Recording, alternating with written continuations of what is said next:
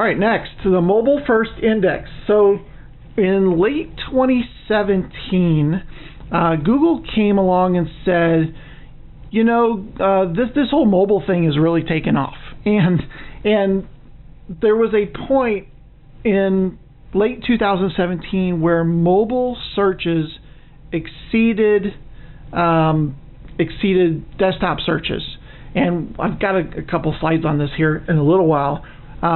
But it also came out at the same time that websites were not all mobile friendly.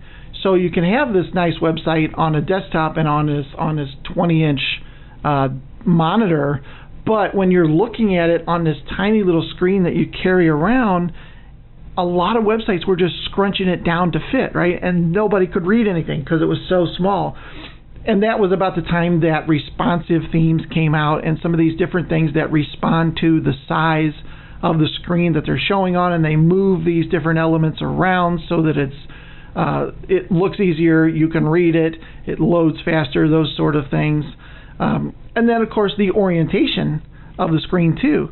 You know, that's very important to decide what you should show. So there was this fight between desktop and mobile devices, and mobile was winning, quite honestly. And, you know, I'm sure if I were to take a poll, you know, most of us on the training would say, yeah, we use our mobile devices a lot to do local searches, especially for a lot of different things. And we see in this, you know, the internet usage in general of desktop versus mobile devices exceeded somewhere in the mid-2013 range. So that's just internet usage. More people were using mobile than using desktops at that time. When it comes to search, the same is true in somewhere in the 2017 range. More websites were getting mobile traffic than desktop traffic. So something needed to be done. So what Google said is we're actually going to kind of split into two different Googles, if you will, and we're going to provide different results depending on what device somebody is searching from.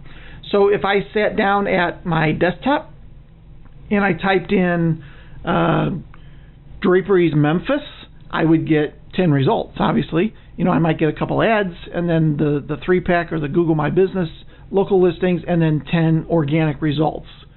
If I were to do that same thing on my phone, I would potentially get 10 different results, or very similar results in different orders.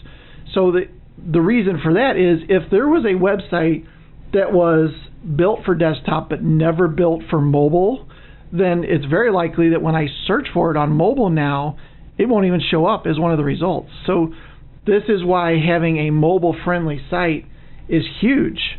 You know, the first thing that they did was, you know, start to separate these sites out, and there used to be a thing on Google that said this site is not mobile-friendly. And then at some point they totally got rid of that and just won't even show a site if it's not mobile-friendly. So very important that your site is mobile-friendly, that is on a responsive theme, and that basically just means that it responds to the size and orientation of the screen of the person that happens to be looking at it. Here's an interesting statistic. This is the 2019 statistic. 79% of keywords overall and 47% of keywords in positions 1 through 20 rank differently on mobile and desktop. Pretty interesting. So, you know, just kind of pushes that a little bit further, that if you don't have that responsive theme, it's time to get it.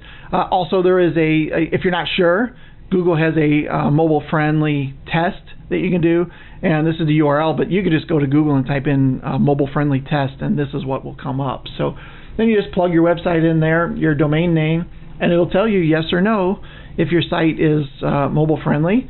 If it is, it'll say yes it is, and it'll give you some suggestions maybe on ways that you can optimize it even more so that it loads faster, things of that sort. And then and if it isn't, it'll say your site is not mobile friendly, you need to fix it. I think that's probably all it needs to say, right?